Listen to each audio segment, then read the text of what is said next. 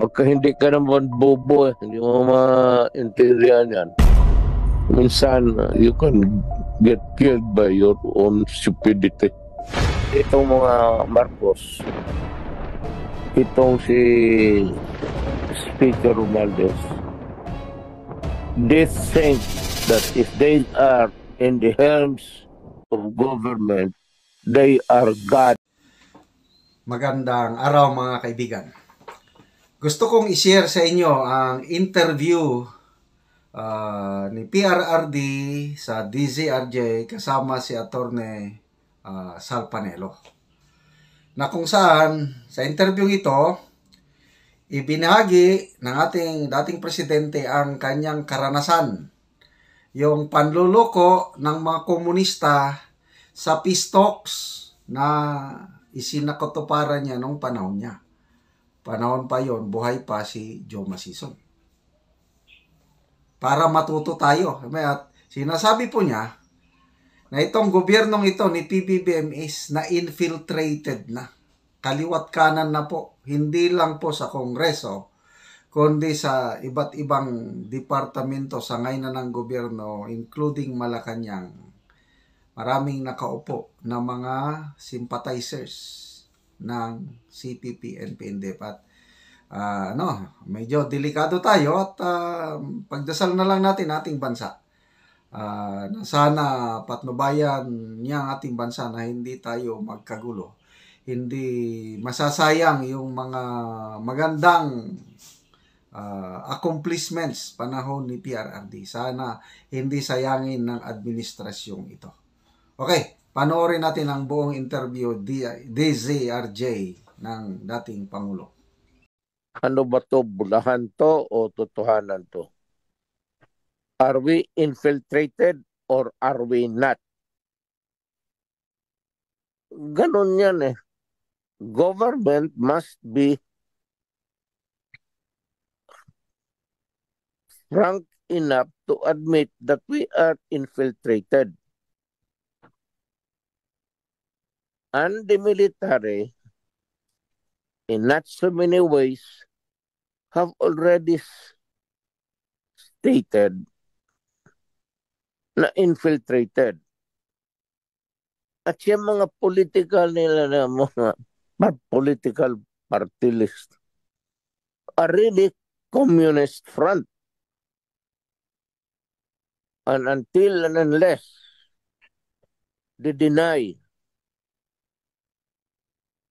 that they are not communist, then maybe I will have a problem. But you know, having been a president in the distant past, alam ng military, alam ng lahat, kami dito sa gobyerno noon, the police, in every command conference, in every review sa mga paper, nandyan yung mga pangalan nila, komunista talaga sila in our records. Kaya lang, they were able to clothe themselves with a parang immunity or at least appearing to be one legit. But they are really, alam nila komunista sila. Nasa record yan ng gobyerno lahat sa military. Kaya pag nagkaputukan dyan,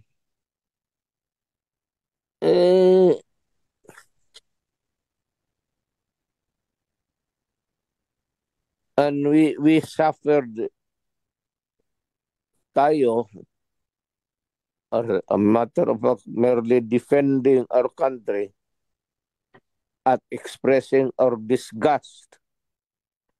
Gusto ko naman talagang patayin yan.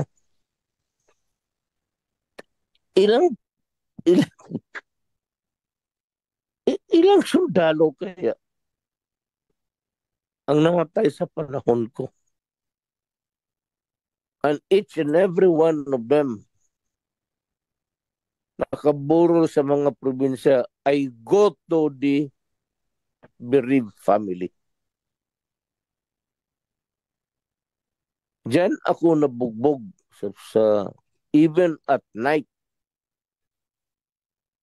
Maglanding ako sa isang airfield tapos mag-travel ako many kilometers just to visit the bereaved family. Bakit hindi ako masaktan? Yung peace talks was terminated by me during my time. If you remember the military, I am very sure they were listening to our talk, to my talk with Sison when he was alive. May he rest in peace. We started with the usual greetings. Musta ka? Musta pamilya mo? And then when we got to review the papers that they submitted after they were invited to Malacanang, nag-iiba na yung interpretation nila. Sabi ko, why are you putting a new definition of these words? I'm pretty sure that the dictionary in Norway is fundamentally the same with all dictionaries used in schools everywhere. Kapag tapos we ended up, nagmurahan kami, pinutang ina ko siya. Sumagot rin siya ng putang ina mo. Sabi ko, putang ina ka. Sabi ko, wag kang umuwi sa Pilipinas, papatayin kita. That was the saga of the peace talks during my time. So it was terminated. Sabi ko, no peace talks anymore, ever. So, apparently that exasperation, caveat, was only good for my term because a new president can initiate another.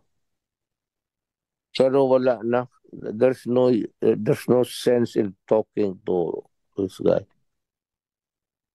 Wala, ang gusto lang talaga nila is to gather momentum. And they can achieve the dreams like amount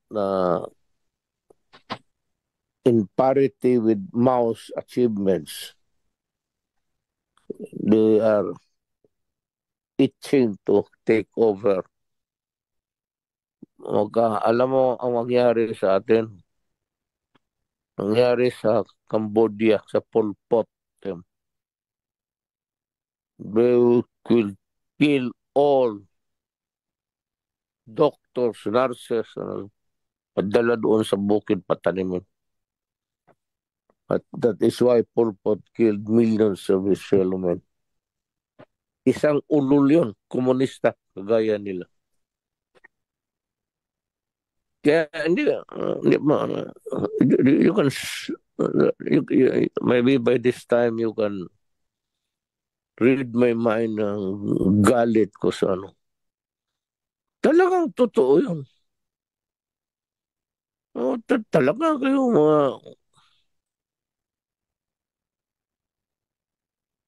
So do you believe, Mr. President, that by these peace talks, we are giving the communist terrorists a space to not only resurrect themselves, but to strengthen their ranks? It's obvious. We had peace talks from over time of Corre to Ramos and every president, Arroyo. Pagka hindi ka naman bobo, hindi mo maintindihan yan. That's why minsan you can get killed by your own stupidity. So if you adopt that kind of attitude, allow this ideology that knows no bounds, want to take over by force, ay magpatayan tayo dyan.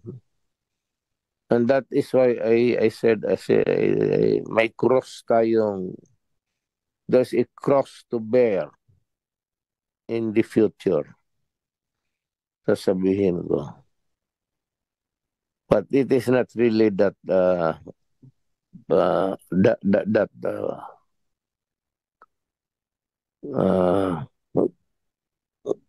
gravity is not that it does not amount to any extreme suffering. What it will bring us to is spasm. Because I think that the nation now, let me repeat it to the Filipinos, the nation or the government, rather, to be precise, the government at present hangs in a balance. Whichever the scales I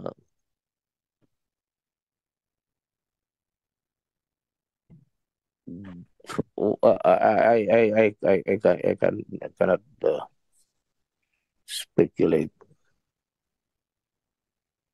But really, if you ask me, this government is beyond moral regeneration.